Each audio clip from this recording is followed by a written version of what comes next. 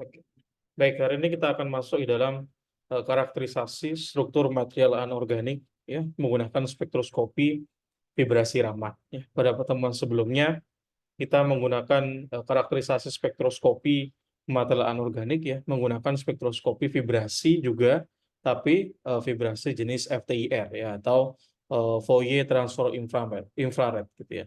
Hari ini kita masuk menggunakan spektroskopi vibrasi Raman.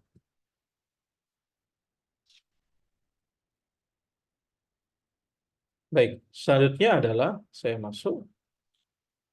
Nah, ini dulu kita juga sudah membahas ya, di mana radiasi elektromagnetik itu spektrumnya sangat luas gitu ya, di mana spektroskopi vibrasi itu terletak di daerah inframerah di sini ya, terletak di daerah inframerah pada frekuensi 10 pangkat minus 3 sampai 10 pangkat minus 6, pada frekuensi 10 pangkat 12 sampai 10 pangkat 15, dan pada panjang gelombang 10 pangkat minus 3 sampai 10 pangkat minus 6 meter.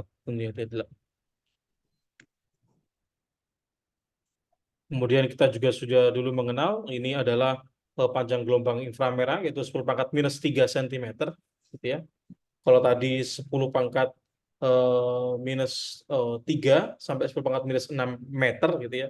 Tapi kalau kita konversi ke cm, sekitar 10 pangkat minus 3 cm. Jadi digunakan untuk analisis vibrasi dari molekul. Kemudian ini juga kita sudah belajar pada pertemuan yang lalu terkait dengan interaksi ya antara radiasi elektromagnetik dengan materi ya. Bagaimana radiasi elektromagnetik atau sinar-sinar radiasi elektromagnetik itu kemudian berinteraksi dengan materi. Ya, di mana inframerah itu akan berinteraksi pada energi vibrasi molekul dari energi vibrasi dari suatu molekul. Baik, ini juga sudah kita pelajari. Kemudian kita juga sudah belajar ya, apa itu bedanya inframerah dan Raman, gitu ya, di mana inframerah itu berada pada daerah yang terjadi perbedaan momen dipol ya, atau kita sebut sebagai gerakan yang asimetris gitu ya, gerakan yang asimetris, di mana gerakan asimetris ini seringkali menghasilkan perubahan momen dipol dari suatu senyawa ya. Jadi senyawa itu kan ada momen dipol ya atau momen kepolaran gitu ya, di mana gerakan stretching ataupun gerakan vibrasi secara umum itu dapat mengubah ya distribusi dari muatan dari suatu senyawa gitu ya. Misalnya contohnya di sini senyawanya adalah CO2, di mana oksigen itu memiliki elektronegativitas yang lebih tinggi dibandingkan dengan karbon yang berada di tengah, dan ini juga oksigen juga memiliki elektronegativitas yang lebih tinggi. Ketika gerakan vibrasinya ya berupa pemendekan ikatan antara CO dan kiri, dan ikatan CO yang kanan ini mengalami pemanjangan gitu ya, maka terjadi perbedaan distribusi muatan pada senyawa tersebut gitu ya. Di mana yang di sini muatan negatif dan muatan positifnya lebih dekat. Sehingga kalau negatif dan positif berdekatan maka terjadi saling menghabiskan ya, sehingga dia cenderung lebih netral dibandingkan dengan sisi yang kanan. Sisi yang kanan dia cenderung lebih negatif karena dia hanya ada momen dipol yang negatif gitu ya. Nah, ini disebut sebagai terjadi perubahan gitu ya, momen dipol pada suatu senyawa, dan momen dipolnya itu merupakan momen dipol yang asimetris. Jadi antara kanan dan kiri distribusi muatannya tidak sama. Nah, gerakan vibrasi yang membuat atau menghasilkan fenomena ini itu ya bisa dideteksi oleh siapa? Oleh IR. Ya, jadi hanya bisa dideteksi oleh IR. Sebaliknya, Raman tidak bisa mendeteksi jenis vibrasi yang seperti ini. Raman hanya bisa mendeteksi jenis vibrasi yang tidak terjadi perubahan momen dipol, gitu ya. Misalnya di sini ya, pada gerakan symmetric stretching atau gerakan ulur simetris, di mana oksigen yang kanan ini memanjang, oksigen yang kiri juga memanjang. Jadi tidak ada beda muatan antara sisi kanan dan sisi kiri. Sama-sama negatif di kanan, sama-sama negatif di kiri, dan positif tetap ada di tengah. Sehingga tidak terjadi proses perbedaan momen dipol pada suatu muatan, atau yang kita sebut sebagai polarizability change, ya, yaitu perubahan polarizabilitas. Polarizabilitas itu adalah kemampuan untuk dipolarkan. Sebenarnya itu adalah suatu parameter dari suatu senyawa yang menandakan tidak terjadi proses perubahan momen dipol pada senyawa tersebut, gitu ya. Nah, pada kasus yang kedua tadi, yang gerakan symmetric stretching atau gerakan ulur simetris, yang tidak terjadi proses perubahan momen dipol pada senyawa tersebut, maka gerakan vibrasi itu adalah gerakan vibrasi yang aktif Raman. Ya, itu berbedanya. Kenapa sih kok kita harus pakai Raman? Kenapa sih kok kita harus PR gitu ya?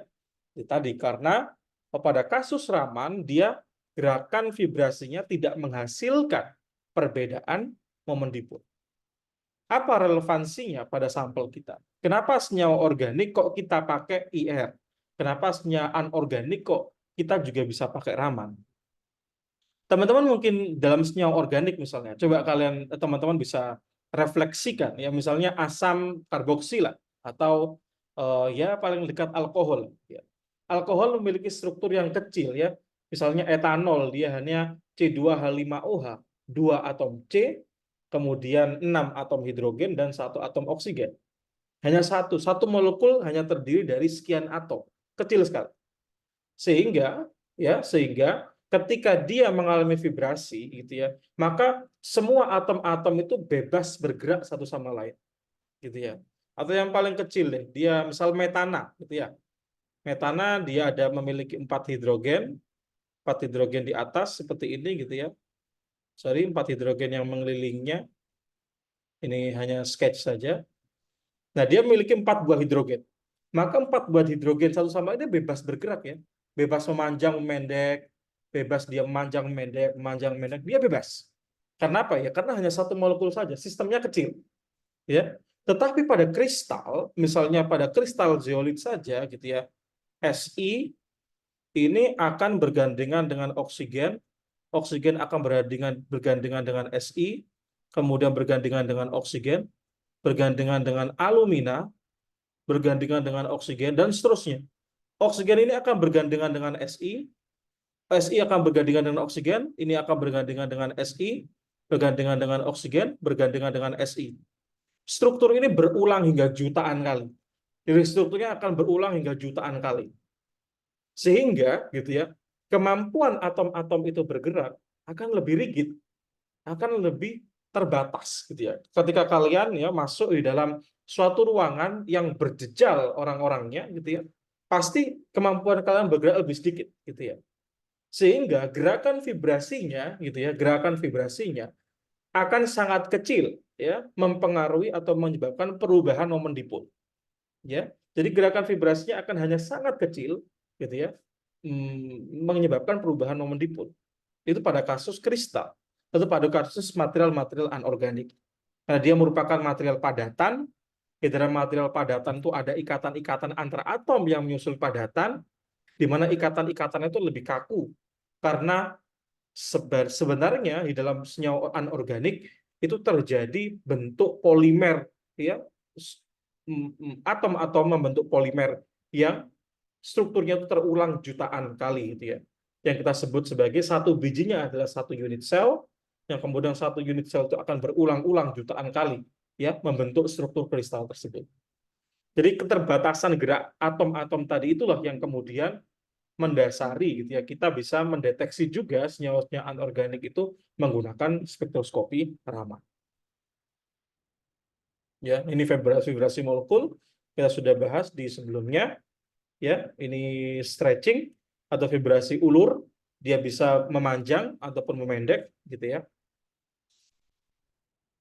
Kemudian ini juga kita sudah bahas tadi ya, terkait dengan apa itu IR aktif, apa itu IR inaktif, ya apa itu Raman aktif, apa itu Raman inaktif. Kenapa dia aktif IR, kenapa dia tidak aktif IR, kenapa dia aktif Raman, dan kenapa dia tidak aktif di Raman.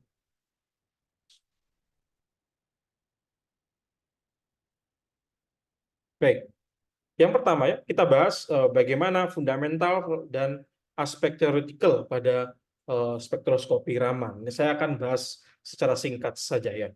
Di mana spektroskopi Raman itu adalah suatu jenis spektroskopi atau teknik analisis yang non-destruktif ya. Non-destruktif.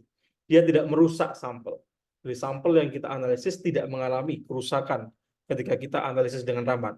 Kecuali powernya atau energi dari lasernya itu sangat tinggi ya. Kalau power sebenarnya adalah intensitas ya. Intensitas dari laser yang digunakan pada Raman itu sangat tinggi. Itu bisa membakar sampel sehingga sampelnya akan mengalami kerusakan. Tapi kalau power atau kekuatan laser tersebut dapat kita kontrol dengan baik, maka dia tidak akan merusak pada sampel, sehingga akan kembali pada statusnya sebagai teknik analisis yang non-destruktif. Dia akan memberikan informasi terkait dengan struktur kimia, ya, fase-fase kristal, polimorf, ya, kalau kristal itu ada namanya polimorf, kristal yang sama, ya, memiliki susunan atom-atom yang sama, atom penyusunnya sama, tetapi strukturnya berbeda. Misalnya pada fullerene, kemudian pada karbon nanotube, pada grafin, pada grafit, semuanya tersusun dari atom-atom karbon, tetapi membentuk struktur yang berbeda. Kita sebut sebagai polimorf. Ya. Kemudian pada kristalinitas, seberapa besar tingkat kristalin ya dari suatu material tersebut, dan interaksi molekular, ya, interaksi molekular. Nah, teknik spektroskopi Raman didasarkan pada interaksi cahaya dengan ikatan kimia. Ya, tadi sudah kita bahas ya, bagaimana cahaya atau radiasi elektromagnetik berinteraksi dengan ikatan kimia pada suatu senyawa atau pada suatu kristal, gitu ya. Nah, spektrum Raman atau spektrum yang dihasilkan dari spektroskopi Raman ya, itu dihasilkan dari fenomena hamburan atau fenomena scattering. Di Raman ini masuk di dalam scattering spektroskopi atau spektroskopi hamburan, di mana cahaya yang dihasilkan, jadi ketika kita berikan radiasi elektromagnetik kepada benda tersebut, pada kristal tersebut, maka kristal tersebut akan menghasilkan hamburan cahaya. Hamburan cahaya itulah yang akan kita ukur menggunakan detektor. Agar tergambar apa sih hamburan itu ya? Ini misalnya ya. Ini adalah fenomena reflection atau fenomena pantulan cahaya. Ya, jadi cahaya itu dipantulkan. Kalau fenomena transmission, dia dipancarkan, diteruskan. Jadi cahaya itu ketika melewati benda, maka dia akan diteruskan. Maka fenomena itu disebut sebagai fenomena transmission. Ya. Kemudian fenomena absorption, yaitu ketika cahaya mengenai suatu benda, cahaya itu tidak diteruskan, diserap oleh benda tersebut, maka fenomena adalah fenomena absorpsi. Yang terakhir adalah scattering, jadi ketika dia menyentuh atau berinteraksi dengan benda tersebut, maka dia dibelokkan ke arah yang tidak bisa kita prediksi, disebut sebagai scattering. Ya. Ini berbeda dengan fenomena pembiasan ya. Kalau pembiasan itu fenomena adalah fenomena transmission, tapi dia dibiaskan, dibelokkan. Kalau fenomena scattering, dia hampir mirip dengan reflection, tetapi arah daripada pantulannya itu tidak tentu, tidak seperti reflection, yang dimana sudut datang sama dengan sudut pergi. Tapi kalau scattering tidak seperti itu. Dia arah dari sinar ketika dia dipancarkan dari sampel, dia tidak bisa kita prediksi arah. Nah, ini adalah hamburan Raman atau Raman scattering teorinya gitu ya, di mana ketika laser ya, di mana radiasi elektromagnetik yang digunakan pada spektroskopi Raman itu adalah sinar laser ya. Jadi sinar laser kita pancarkan kepada suatu molekul atau pada suatu senyawa yang bervibrasi, kemudian laser itu akan mengalami beberapa fenomena. Fenomena yang pertama adalah fenomena namanya fenomena Stokes Raman scattering. Jadi fenomena adalah fenomena scattering, yang fenomena Stokes, fenomena Stokes.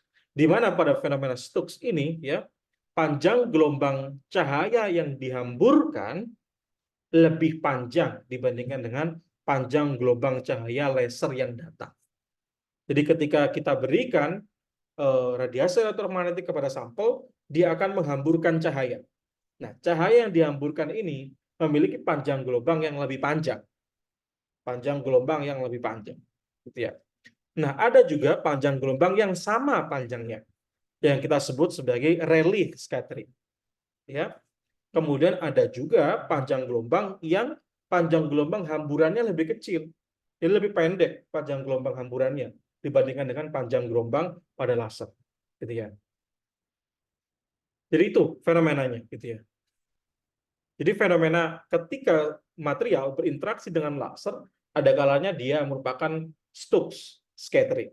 Lambda-nya lebih panjang daripada lambda laser yang datang. Atau fenomena Rayleigh, yaitu fenomena hamburannya sama dengan panjang gelombang sinar datang, kemudian pada anti-Stokes, dia panjang gelombang yang meninggalkan atau yang terhamburkan lebih pendek dibandingkan panjang gelombang yang datang. Gitu ya. Nah, jadi ya, namun terdapat sejumlah kecil cahaya tersebar pada panjang gelombang yang berbeda yang bergantung pada struktur kimia sampel ini yang disebut sebagai hamburan Raman. Ya, hamburan Raman itu sebenarnya kecil ya. Yang paling umum adalah Rayleigh scattering. Yang paling umum Rayleigh scattering itu yang paling besar jumlahnya. Tetapi ada dari hamburan itu yang merupakan pencilan tadi, yaitu Raman scattering, entah itu Stokes, entah itu anti-Stokes. Nah, Stokes dan anti-Stokes inilah gitu ya yang kita gunakan di dalam spektroskopi Raman. Gitu ya. Nah, jadi ketika cahaya dihamburkan oleh molekul, ya, medan oleh elektromagnetik ya yang berosilasi dari sebuah foton akan menginduksi adanya polarisasi awan elektron pada molekul. Ya, jika kita berikan apa namanya laser, karena dia laser itu merupakan gelombang elektromagnetik, maka dia punya muatan, muatan itu akan menginduksi awan elektron pada molekul, gitu ya. Nah, hal ini membuat molekul ya berada pada keadaan energi yang lebih tinggi karena energi foton tadi diserap oleh molekul, sehingga dia menghasilkan tadi panjang gelombang yang lebih tinggi ketika dia berada pada Stokes scattering, gitu ya. Nah, ketika dia menyerap cahaya itu, maka terjadi transisi energi, ya, transisi energi dari keadaan ground state di sini ke keadaan excitation state atau keadaan virtual. Jadi dia dari kondisi ground state, maka dia akan tereksitasi ke level virtual, level di atasnya. Nah, ketika dia dari level virtual, maka dia akan kembali lagi ke keadaan ground state. Nah, itu sudah menjadi hukum ya, kalau di kimia, ketika potensial energi yang lebih rendah, kemudian kita berikan gangguan, dia naik kepada potensial energi yang lebih tinggi, maka dia akan secara spontan kembali pada energi potensial energi yang lebih rendah. Gitu ya. Nah, di sini misalnya pada kasus anti-Stokes yang panjang gelombang energinya lebih pendek, gitu ya, itu dia kondisi ground state-nya itu lebih tinggi energinya dibandingkan dengan kondisi ketika dia setelah mengalami scattering. Ya, jadi energi ground state-nya itu di sini, energi setelah scattering-nya di sini. Jadi dia melepas energi yang lebih banyak dibandingkan dengan ketika dia menyerap energinya. Ya. Kalau Rayleigh ini tetap gitu ya. Kalau yang Stokes scattering ini lebih banyak, di mana ketika dia menyerap energi, kondisi ground state-nya ini lebih rendah dibandingkan dengan kondisi setelah dia memancarkan energi. Sehingga favorable ya atau distribusinya gitu ya, kalau kita bikin distribusi yang lebih sering atau yang lebih disukai fenomenanya adalah yang pertama itu adalah fenomena Rayleigh. Itu yang paling disukai oleh atau fenomena yang paling sering terjadi ketika suatu atom atau suatu ikatan kimia berinteraksi dengan laser. Ya. Di sisi lain ada ya tadi distribusi yang lebih kecil, yaitu fenomena Raman. Entah itu anti-Stokes, entah itu adalah fenomena Stokes. Nah, fenomena yang paling sering di antara kedua Stokes dan anti-Stokes itu yang lebih sering adalah fenomena Stokes dibandingkan dengan fenomena anti-Stokes. Sehingga spektroskopi Raman yang digunakan pada hari ini itu adalah spektroskopi Raman yang memanfaatkan hamburan Stokes, bukan hamburan anti-Stokes. Karena hamburan anti-Stokes intensitasnya sangat kecil, sehingga kemampuan dia untuk mendeteksi suatu fenomena dalam konsentrasi yang kecil akan kurang sensitif, gitu ya. Sehingga yang digunakan adalah yang Stokes, bukan yang anti-Stokes, gitu ya. Nah, ini tadi misalnya ya, ketika suatu CCl4 ini ya, dari tetraklorokarbon, tetraklorometana, di mana tetraklorometana ini diberikan laser 532 akan menghasilkan spektrum Raman seperti ini. Spektrum yang tengah itu adalah Rayleigh. Ini sudah intensitasnya sangat tinggi ya, karena dia dipotong di sini sehingga sinyalnya hanya terhenti di sini gitu ya. Sebenarnya sangat tinggi intensitasnya ke atas, tapi dipotong gitu ya.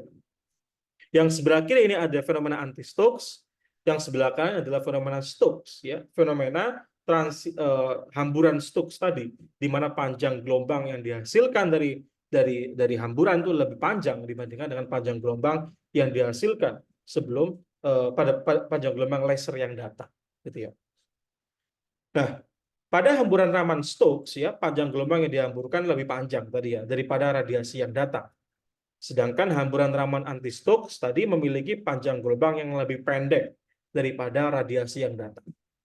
Puncak Stokes memiliki pergeseran bilangan gelombang yang positif. Positif dari mana? Dari Rayleigh. Di mana Rayleigh 0 ya, Rayleigh ini 0. Dia menjadi titik awal, titik acuan, maka dia nilainya 0. Yang Stokes dia pergeserannya positif, yang anti-Stokes pergeseran negatif. Makanya kalian akan melihat spektrum-spektrum Raman, pasti nilai dari Raman shift-nya itu Raman shift yang positif, bukan Raman shift yang negatif. Karena Raman shift yang negatif itu adalah Raman shift dari anti-Stokes. Sedangkan Raman shift yang positif itu adalah Raman shift yang Stokes, gitu ya. Ini cara menghitung Raman shift-nya, ya, dengan menggunakan acuan lambda nolnya ini adalah lambda Rayleigh, ya. Lambda nol adalah lambda Rayleigh. Baik. Nah, ini fenomena hamburan Raman tadi, Stokes dan anti-Stokes ya. Karena hamburan Raman anti-Stokes tadi melibatkan hilangnya energi vibrasi molekul. Molekul pada awalnya harus berada di salah satu tingkat getaran yang lebih tinggi agar dapat terjadi. Jadi dia harus memiliki vibrasi kondisi ground state vibrasi yang awal yang lebih tinggi dibandingkan dengan kondisi vibrasi yang akhir, gitu ya. Itu pada kasus anti-Stokes. Makanya jarang sekali fenomena anti-Stokes ini, gitu ya. Nah, tadi kita juga sudah melihat ya bagaimana Raman itu berbeda dengan IR, karena Raman tadi dia beracuan kepada fenomena polarizability atau fenomena vibrasi yang tidak menghasilkan perubahan momen dipol, ya, hanya perubahan polarizability saja, gitu ya. Di mana ya ini pasti terjadi perubahan momen dipol yang sangat sedikit ya, yang sangat sedikit. Itu karena dia bergerak kan ya, memanjang mendek gitu kan, pasti ada perubahan momen dipol, tetapi tidak terjadi delta momen dipol antara kiri dan kanan. Jadi kiri dan kanan tetap setara gitu ya. Tetapi pasti ada perubahan awan elektron ya ketika dia memanjang dan memendek. Nah, itu disebut sebagai polarizability gitu ya. Pada kasus spektroskopi Raman. Nah, ini polarizability kasus secara teoritis ya, di mana suatu mode vibrasi dikatakan aktif Raman jika dia memiliki perubahan polarizabilitas atau perubahan awan elektron. Ya, polaritas adalah tingkat kemudahan kita untuk mendistorsi awan elektronnya, gitu ya.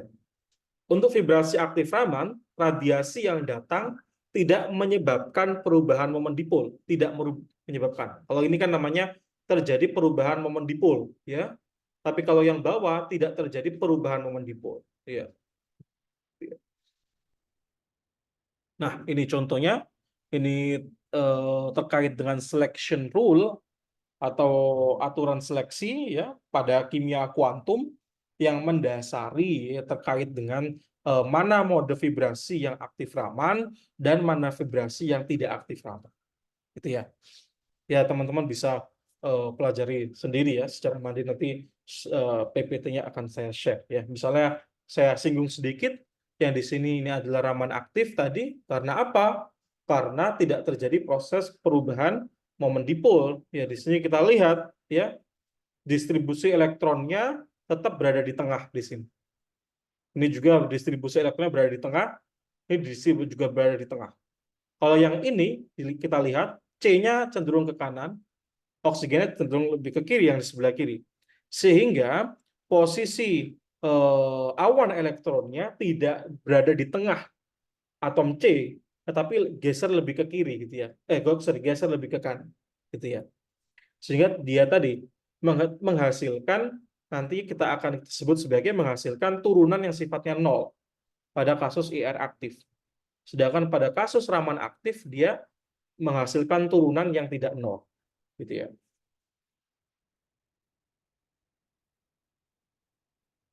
Ini kenapa polarizabilitas itu important? Ini saya lewati. Ini sedikit mathematical, sedikit kuantum pendekatannya. Kita langsung ke aplikasi saja.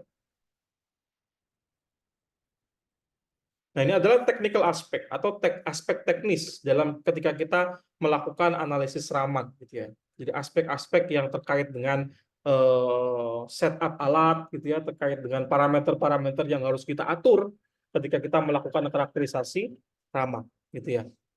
Yang pertama adalah conventional Raman spectrometer atau spektrometer Raman konvensional, di mana di sini ada laser ya.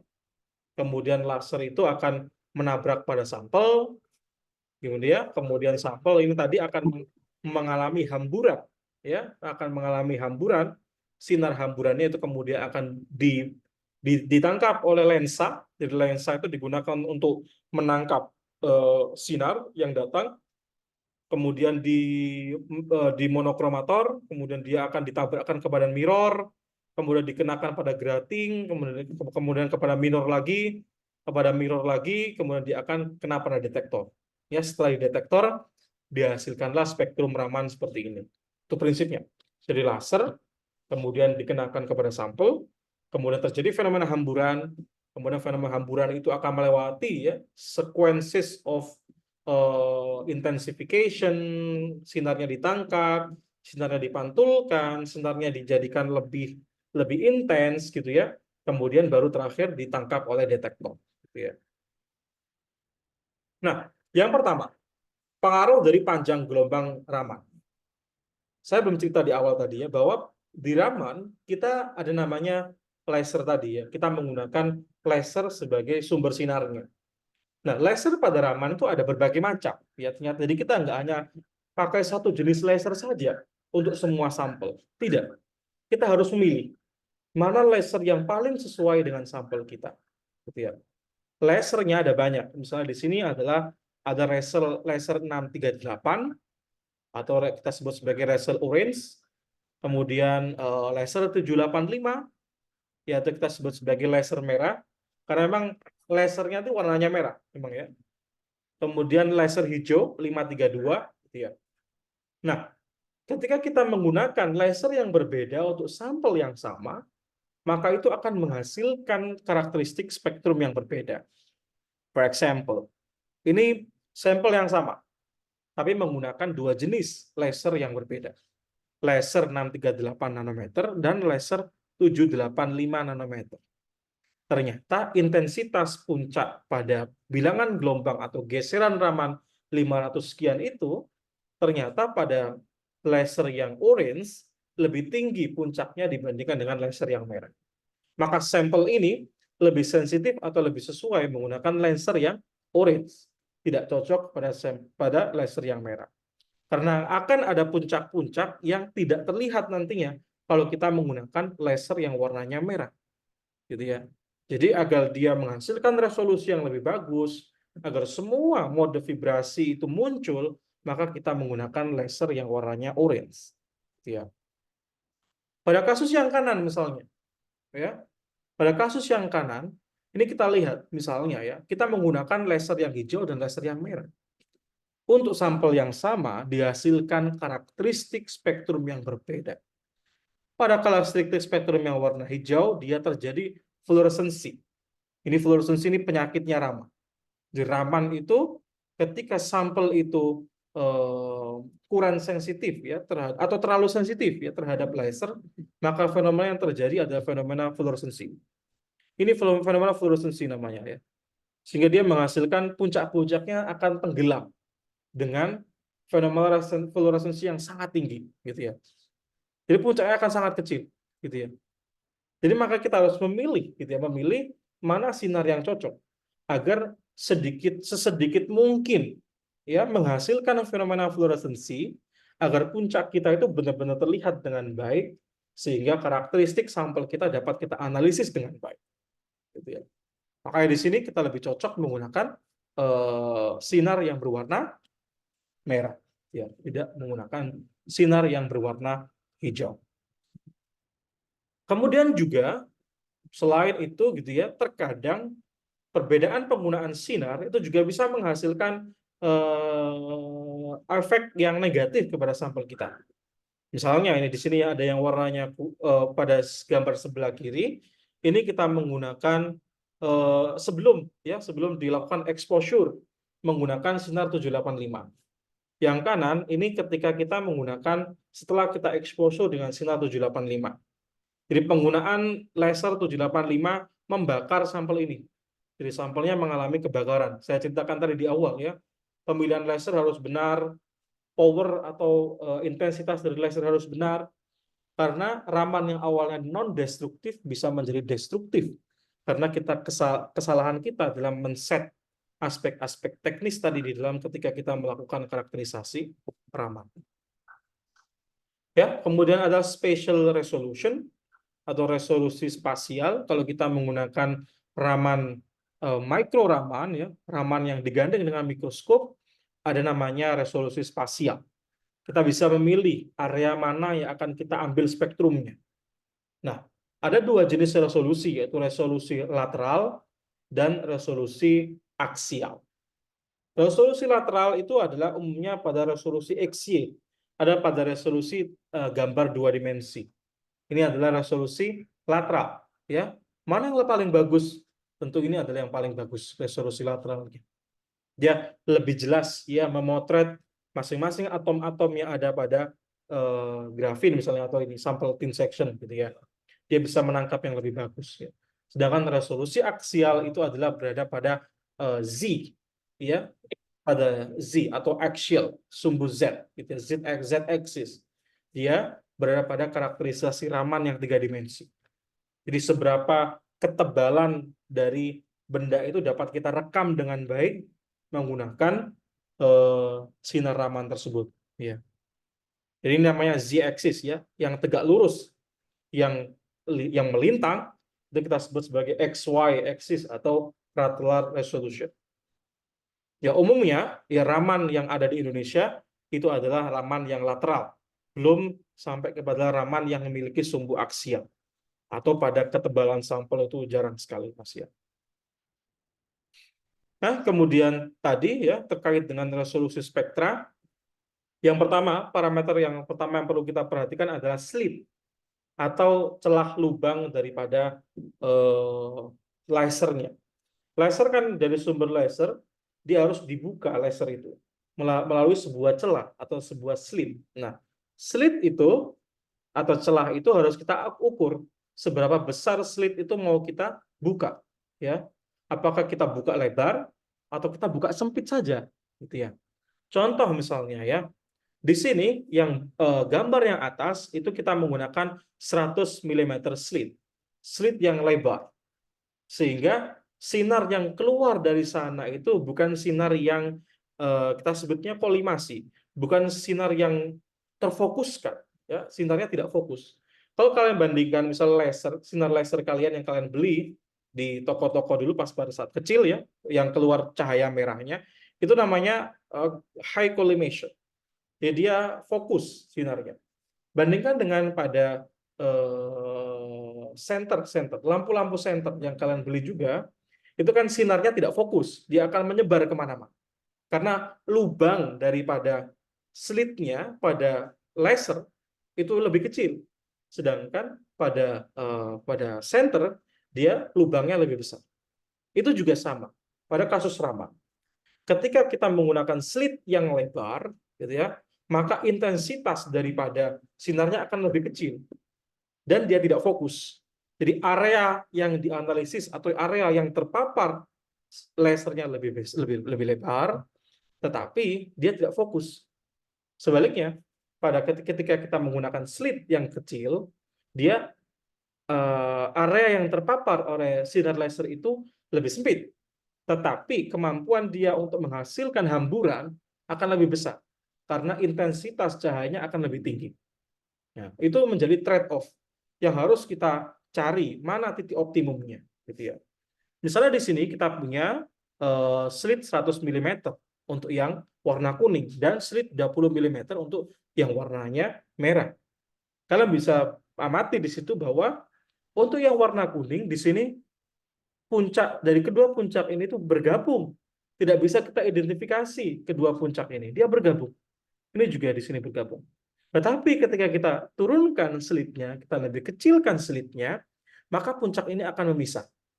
Sehingga kita bisa identifikasi mana puncak dari puncak yang kiri ini mana sih titik tengah pada puncak yang kiri ini, dan titik tengah pada puncak yang kanan ini mana.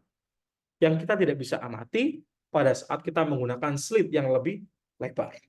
Nah, itu. Jadi kalau kalian nanti misalnya S2 atau S3 di luar negeri, gitu misalnya, atau di Indonesia, atau kalian menjadi operator pada spektroskopi Raman, kalian bisa atur itu slitnya untuk menghasilkan resolusi spektra yang lebih bagus, gitu ya. Kemudian ada diffraction grating, ya. Diffraction grating. Tadi saya sudah jelaskan di sini. Ada namanya diffraction grating di sini, ya. Diffraction grating ini penting juga perannya, gitu ya. Karena hampir semua spektroskopi ada namanya gratingnya, gitu ya. Dia yang akan mendispersikan sinyal kepada detektor, gitu ya. Jadi each diffraction grating has a groove density. Ya, dia akan memiliki densitas daripada diffraction grating itu sendiri. Umumnya semakin besar densitasnya akan menghasilkan spektrum yang lebih baik. Ya, misalnya di sini ini kita menggunakan diffraction grating yang lebih kecil, 300 gram per milimeter. Kemudian ini densitas dari diffraction gratingnya lebih tinggi, yaitu 900 gram per milimeter. Dan yang paling atas ini adalah 1.800 gram per milimeter. Sehingga kemampuan dia ya untuk menyalurkan sinyal tadi kepada detektor lebih tinggi. Sehingga resolusi sinyal atau resolusi spektrum yang dihasilkan akan lebih bagus. Kemudian spektrometer focal length, ini terkait dengan titik fokus daripada spektrofotometer, itu juga akan mempengaruhi ya pada spektrum Raman dihasilkan, ya, di mana harus dihasilkan titik fokus dari spektrofotometer yang paling bagus, ya. Jadi dia harus menghasilkan panjang fokus yang paling bagus untuk menghasilkan spektrum yang baik. Umumnya yang digunakan adalah focal length-nya atau panjang jarak fokusnya adalah 200 sampai 250 mm. Ini sangat-sangat fisika optik, ya, sangat-sangat fisika optik. Jadi kita tidak terlalu memikirkan ini bagaimana mendesain alatnya, tidak, tapi bagaimana kita mengatur pada saat kita melakukan karakterisasi. Ya. Kemudian detektor yang digunakan, ya, hampir semua yang digunakan itu adalah hampir semua adalah menggunakan silicon charge coupled devices atau CCDS, ya. Yang paling banyak digunakan adalah CCDS. Atau biasanya ketika kita menggunakan NIR, ya, NIR infrared Raman, maka detektor yang digunakan adalah indium, gallium, dan arsen, gitu ya. Dan dia alloy paduan dari indium, gallium, dan arsen itu digunakan sebagai detektor. Nah, yang tadi juga parameter ketika kita melakukan excitation laser atau pemilihan laser yang kita gunakan, mana laser yang paling cocok untuk menghasilkan ya spektrum yang bagus. Itu tadi adalah parameter-parameter yang perlu kita perhatikan ketika kita melakukan karakterisasi Raman. Ada satu yang belum dibahas di sini tadi adalah power daripada laser atau energi daya dari lasernya. Kalau itu akan menentukan intensitas dari lasernya. Kalau terlalu tinggi tadi akan merusak sampel kita, gitu ya. Dan ketika dia terlalu tinggi juga, power lasernya akan menghasilkan fenomena fluoresensi yang sangat tinggi. Jadi kalau dia sangat tinggi, maka justru nanti yang lebih dominan adalah fluoresensi dibandingkan dengan scatteringnya. Jadi fluoresensinya lebih intens, lebih sering dibandingkan dengan fenomena scatteringnya, gitu ya.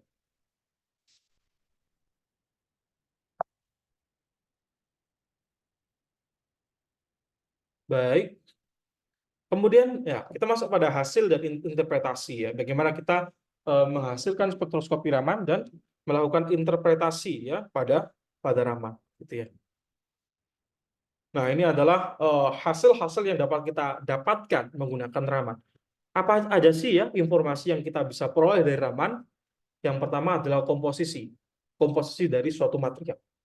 Kita ketahui bahwa setiap material itu memiliki spektrum Raman yang khas. Ya, dia akan memiliki spektrum Raman yang khas. Misalnya hematit Fe2O3, maka dia akan punya puncak-puncak yang khas. Begitu juga misalnya kalsit atau CaCO3, dia akan memiliki puncak-puncak Raman yang khas. Sehingga kalau ada puncak-puncak yang khas itu muncul, maka kita bisa mengidentifikasi. Oh, sampel kita mengandung senyawa ini. Sampel kita mengandung senyawa ini. Ya, itu namanya analisis komposisi material menggunakan karakteristik dari frekuensi-frekuensi spektrum Raman yang muncul. Ya. Kemudian stress strain. Ya, fenomena stres atau tekanan maupun strain ya pada kristal ya. Kristal kan ada namanya parameter stres dan strain. Itu bisa juga kita analisis menggunakan spektroskopi Raman. Dengan apa? Dengan pergeseran frekuensinya. Apakah dia dari frekuensi yang sesungguhnya dia bergeser? Misalnya sampel kita panaskan. Sampel yang lebih rendah itu memiliki posisi puncaknya di bilangan gelombang sekian. Ya. Kemudian ketika kita tingkatkan suhunya, dia akan bergeser ke kanan. Maka terjadi shift ya, pergeseran daripada puncak itu. Nah, itu yang kita dapatkan misalnya, oh itu terkait dengan strain atau stres, tekanan maupun regangan yang diterima oleh kristal itu ketika kita melakukan pemanasan. Ya. Kemudian polarisasi pada puncaknya akan bisa kita lihat fenomenanya ketika dengan kristal simetri dan orientation. Maksudnya apa? Ini misalnya ini spektrum yang sama gitu ya. Kemudian spektrum yang sama, senyawa yang sama, kemudian dia mengalami perlakuan yang berbeda. Ya, perlakuan yang berbeda. Ternyata ketika kita berikan perlakuan yang berbeda, intensitasnya turun. Apa yang terjadi ketika intensitasnya turun itu? Terjadi perubahan orientasi kristal. Sehingga vibrasi yang awalnya favorable atau sering terjadi menjadi turun. Dia udah nggak muncul lagi pada struktur yang baru. Ya, jadi ada perubahan struktur. Ada perubahan simetri daripada kristal itu. Sehingga awalnya muncul puncak yang tinggi di titik yang sama, di titik X misalnya, oh jadi turun sinyalnya. Tapi muncul puncak yang baru di sisi yang lain. Atau terjadi peningkatan intensitas di puncak yang lain. Jadi terjadi perubahan orientasi kristal. Ya, atau orientasi vibrasi lah gampangnya. Dari vibrasi yang awalnya ini, dia cenderung vibrasi yang ke yang lain. Contohnya misalnya ini pada orientasi pada green. Green itu adalah butir-butir kristal diamond atau permata yang disintesis menggunakan CVD atau chemical vapor deposition. Misalnya ya. Kemudian kualitas kristalnya, apakah dia kristal yang bagus atau kristalin atau dia cenderung kepada amorfus ya. Dari mana kita tahu? Dari seberapa lebar puncak dari ramannya. Ya, ketika dia ramannya lebar, maka dia cenderung tidak kristal. Ketika ramannya puncaknya sempit dan tajam, maka dia cenderung memiliki tingkat kristalitas yang tinggi. Gitu ya. Nah, contohnya ini ya plastic deformation, ada terjadi deformasi plastis pada kristal tersebut, di mana kristal tadi mengalami deformasi sehingga kristalnya menjadi tidak terlalu kristalin atau membentuk grain-grain yang lebih kecil atau grain-grain yang orientasinya sangat tidak homogen, tidak mono orientation sehingga dia terjadi pelebaran puncak gitu ya. Kemudian intensitas pada Raman untuk menghitung berapa jumlah materialnya. Ini kalau kita misalnya terkait dengan analisis kuantitatif, kita bisa menggunakan ini dengan syarat tadi massa sampel yang kita analisis pada analis Raman itu harus sama. Ya, kalau massanya sama, kita timbang benar-benar sama, maka kita bisa gunakan analisis intensitasnya sebagai linear dengan daripada amal atau jumlahnya. Ya, karena jumlah intensitas itu akan sebanding dengan jumlah kejadian. Jumlah kejadian itu akan sebanding dengan apa? Dengan jumlah sampel atau jumlah material yang kita analisis gitu ya. Tentu ya, semakin banyak kandungan zeolit pada sampel kita, maka puncak daripada zeolit akan semakin tinggi. Karena intensitas yang dihasilkan dari laser yang berinteraksi dengan zeolit itu akan semakin sering. Kejadiannya makin banyak, intensitasnya akan semakin banyak. Maka syaratnya tadi, harus kita buat masanya sama. Ya. Oke, itu adalah pengantar ya. Kemudian spektrum Raman ya menampilkan sejumlah puncak yang menunjukkan intensitas dan posisi panjang gelombang atau bilangan gelombang dari cahaya yang tersebar atau terhamburkan di Raman. Setiap puncak ya dia akan sesuai dengan identitas suatu vibrasi tertentu gitu ya, atau kelompok ikatan-ikatan tertentu gitu ya. Nah, misalnya ini ya, tadi sudah saya jelaskan secara kualitatif tadi kita bisa gunakan untuk mendeteksi senyawa kita itu mengandung apa ya, atau kita gunakan tadi untuk melakukan material composition, untuk mengetahui komposisi material kita gitu ya.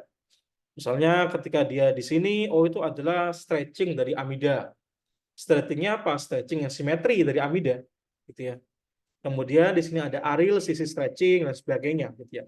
Jadi kita gunakan bilangan gelombang itu untuk menentukan gugus fungsi apa yang ada. Hampir sama dengan IR. Pada kasus ini ya, hampir sama dengan IR. Nah, tapi yang berbeda tadi, fenomena yang dideteksi oleh Raman adalah fenomena vibrasi yang tidak menghasilkan perubahan momen dipol. Gitu ya. Ini menarik yang di kanan misalnya pada benzen ya. Benzen itu memiliki mode vibrasi yang sangat banyak. Ya, memiliki mode vibrasi yang sangat banyak. Ada mode vibrasi DT namanya double trigonal dan mode vibrasi BR atau breathing mode.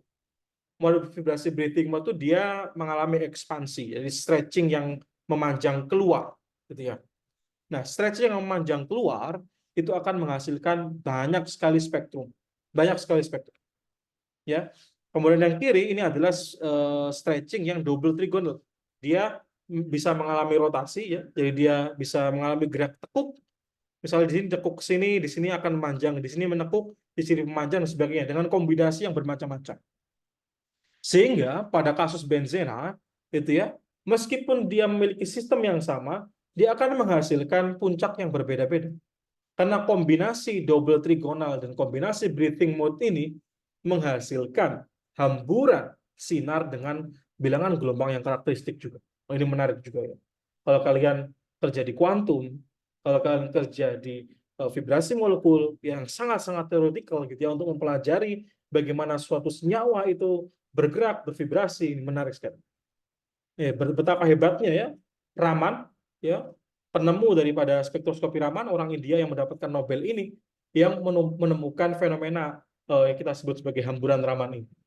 Ya, dia yang menemukan hamburan Raman ini. Kemudian untuk melakukan analisis tadi ya, selain kita bisa menggunakan tabel-tabel Raman seperti ini gitu ya, masing-masing senyawa itu akan memiliki puncak-puncak Raman yang karakteristik. Dari mana kita mendapatkan data, dari mana kita mendapatkan informasi gitu ya, mengenai oh senyawa ini itu punya karakteristik puncak seperti ini. Oh senyawa ini kok punya karakteristik puncak seperti ini. Dari mana kita dapatnya? Dari database. Sama kayak XRD ya. Kalau kalian XRD nanti mungkin bertemu dengan praktisi yang lain, kalian akan diajari gitu ya bagaimana apa itu mengidentifikasi ya kandungan kristal-kristal pada XRD. Nah, teman-teman nanti juga pada kasus Raman juga hampir sama. Kita ada namanya spektrum database Raman. Nah, spektrum database Raman itu nanti kita cocokkan dengan sampel kita. Apakah puncak-puncak yang ada itu posisinya sama dengan puncak yang dari database kita? Oh, kalau sama berarti memang benar senyawa kita mengandung senyawa ini. Karena karakteristik puncak-puncak dari senyawa kita memiliki kemiripan atau bahkan sama dengan karakteristik puncak-puncak yang ada pada senyawa database yang merupakan kandidat dari material kita. Ya, ini namanya salah satu database yang digunakan adalah Airroof database. Ya, Airroof database ini bisa diakses secara gratis. Teman-teman bisa mendownload ya filenya, kemudian teman-teman bisa langsung plotkan di Origin atau di Excel gitu ya. Kemudian kalian teman-teman tumpuk dengan antara senyawa kita dengan standar yang teman-teman download ya di Airroof database itu. Kemudian ini mode pengukuran Raman tadi sudah saya sampaikan, saya singgung di awal. Ada namanya single point measurement atau pengukuran satu titik. Jadi kita hanya mengambil data dari satu titik saja, satu titik ditembak laser, kemudian dihasilkan spektrum. Ini metode analisis Raman yang paling konvensional, yang paling dulu, gitu ya, yang paling dulu. Karena dia memiliki kelemahan. Apa kelemahannya? Not representative for the whole cells. Ya, dia tidak representasi. Ini kasusnya sel ya. Ini kasusnya sel. Ini adalah sel yang dianalisis menggunakan spektroskopi Raman. Nah, dia tidak merepresentasikan seluruh sel. Dia hanya merepresentasikan satu titik itu saja. Ya, satu titik itu saja. Sehingga tidak merepresentasikan area yang lebih luas. Ya, jadi untuk karakteristik struktur yang lain di luar titik itu tidak terekam, dianggap tidak ada. Padahal itu namanya menyembunyikan fakta. Ya, dari fakta yang harusnya ada malah nggak ada. Itu ketika kita kesalahan dalam memilih metode bisa jadi seperti itu gitu ya. Kemudian menggunakan rapid scanning ya. Jadi scanning yang cepat dia lebih baik daripada single spektrum, tetapi dia scanning yang cepat, maka resolusinya tentu akan lebih jelek gitu ya. Resolusinya akan tidak terlalu baik gitu ya. Kemudian kemampuan dia mendeteksi semua hal yang ada di sana juga kurang thorough gitu ya. Kurang menyeluruh gitu ya. Yang paling bagus tentu adalah confocal Raman imaging. Ini yang paling bagus ya, yang digunakan di alat-alat Raman yang baru di seluruh dunia. Dia menggunakan confocal Raman imaging. Apa yang dilakukan?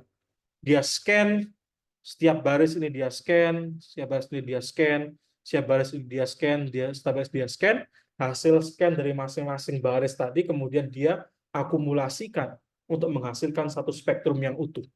Satu kali scan itu bisa 1024 spektra yang dihasilkan.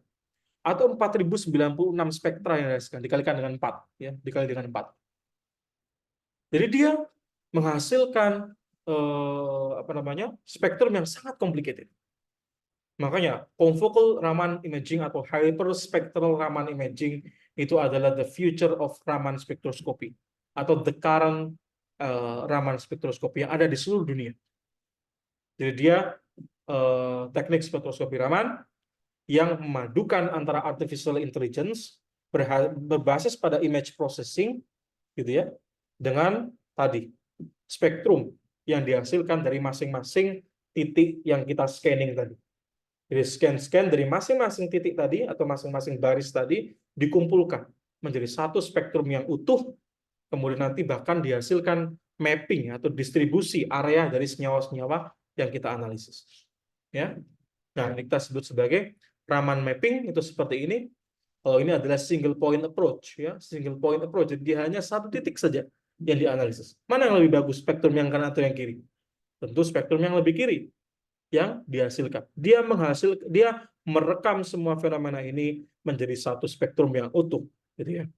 Sedangkan yang di kanan dia hanya mengambil satu titik saja, sampel ini saja, sampel ini saja, sampel ini saja, sampel ini saja.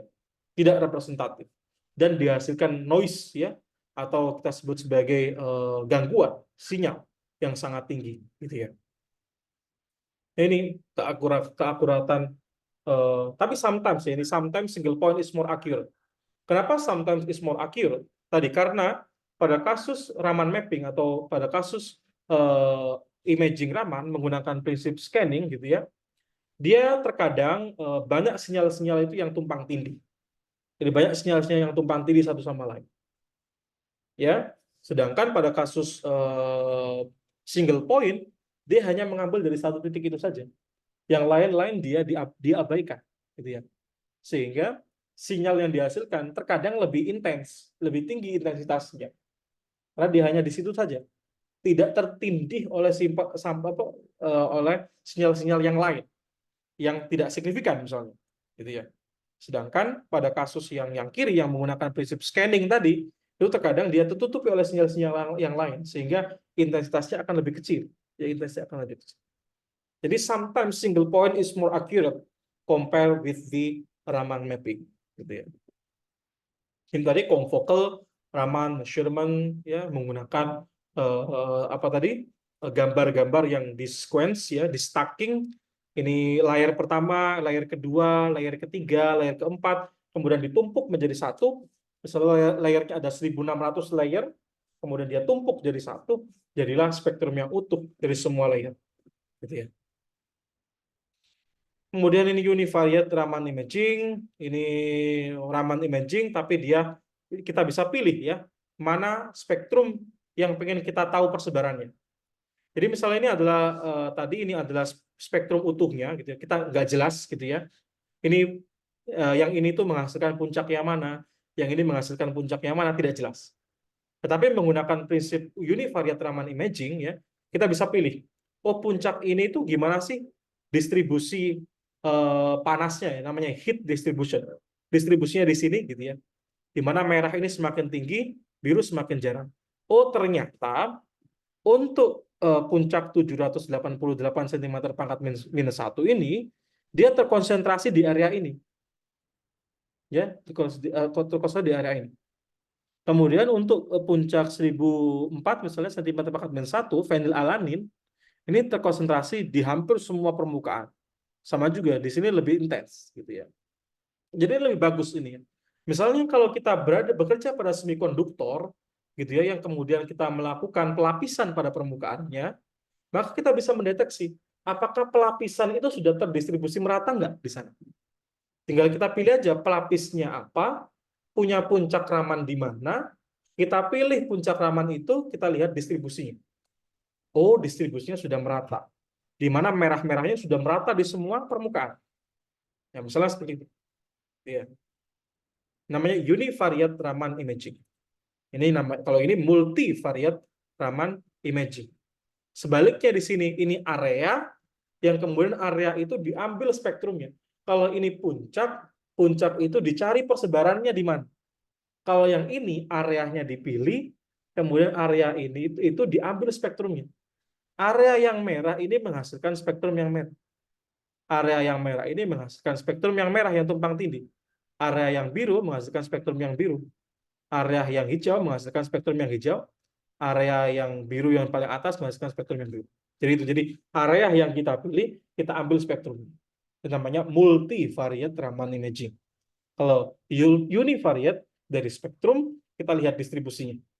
Kalau multivariate, kita pilih areanya, kita ambil spektrum. Wah, ini menarik sekali. Kalau sampelnya 3 dimensi tadi misalnya, atau sampelnya itu adalah thin film yang kemudian kita coating di permukaannya, kita bisa lihat benar nggak sih terjadi interaksi antara keduanya gitu ya.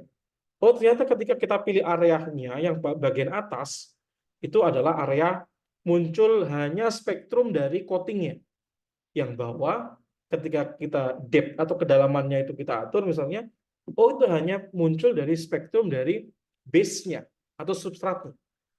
Ketika kita pilih kedalaman yang di tengah-tengah, oh spektrumnya ada dua nih.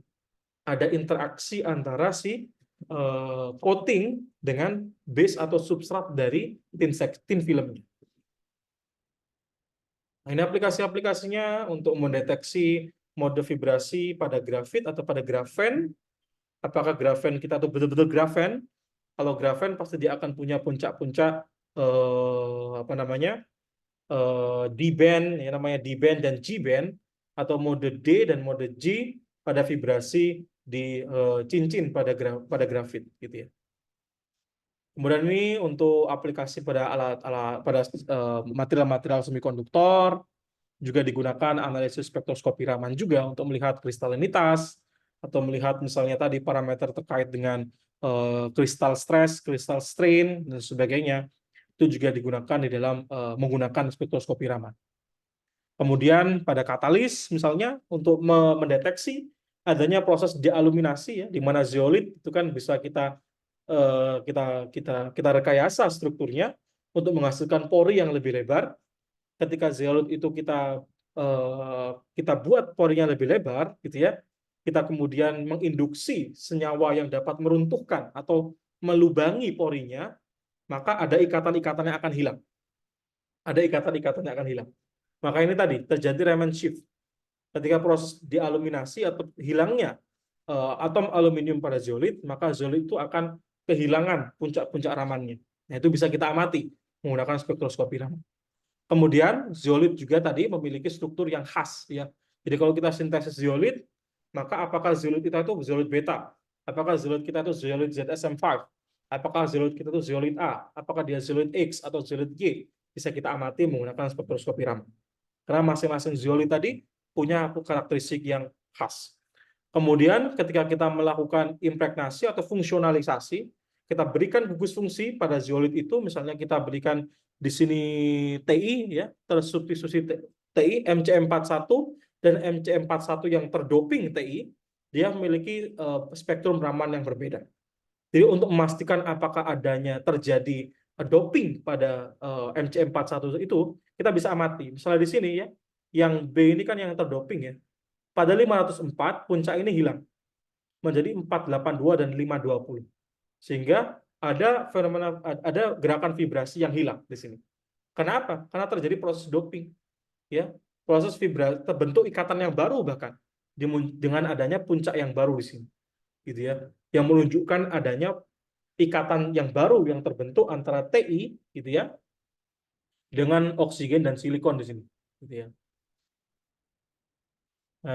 Ini juga pada kasus katalis untuk mengamati proses kristalisasi pada Fe silicate 1, di mana masing-masing tahap sintesisnya dia lakukan analisis menggunakan spektroskopi Raman. Nah, spektroskopi Raman nanti juga bisa mendeteksi adanya ikatan-ikatan yang terbentuk pada saat kita melakukan sintesis Fe silicate 1.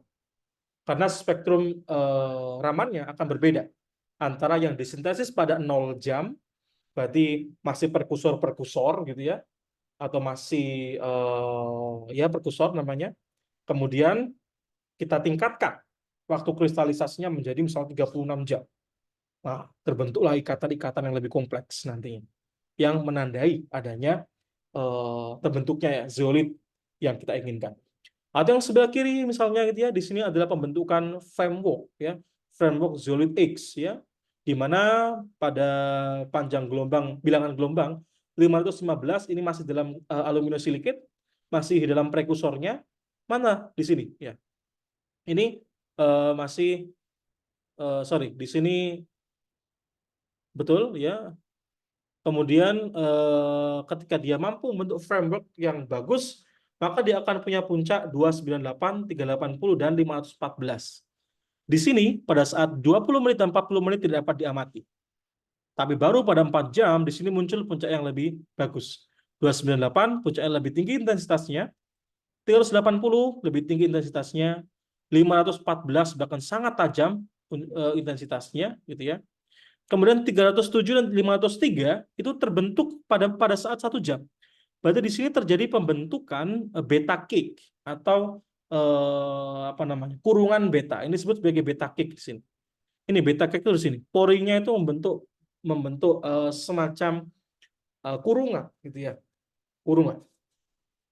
Yang di sekeliling-kelilingnya ini adalah framework yang kemudian semakin nyambung semakin nyambung. Jadi ini adalah aluminosilikat awal, kemudian dia membentuk beta cake atau kerangka beta gitu ya. Kemudian beta cake ini kemudian berkembang.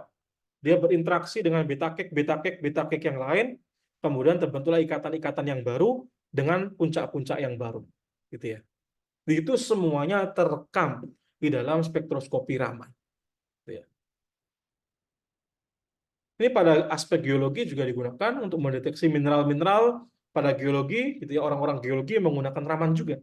Makanya ketika kemarin saya juga melaksanakan kunjungan di laboratorium oceanografi BRIN, orang-orang oceanografi yang bekerja di laut, sains kelautan, mereka juga menggunakan spektroskopi Raman.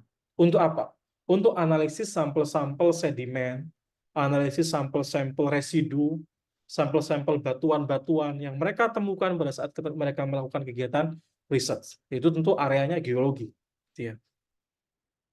Pada cultural heritage, bidangnya Bu Evi dan bidang saya, kita juga gunakan spektroskopi Raman untuk mengetahui kandungan senyawa dari benda-benda artefak-artefak cagar budaya, ataupun mendeteksi adanya pelapukan yang terjadi pada benda-benda cagar budaya.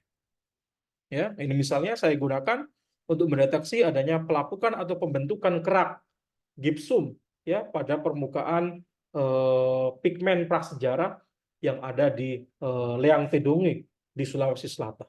Kita bisa menggunakan spektroskopi Raman untuk mengetahui komposisi dari kerak yang menutupi atau membuat pigmen-pigmen itu menjadi berwarna lebih gelap. Ya. Ini sama dengan tadi nih karyanya BFV, dan kalau ini tadi karyanya saya,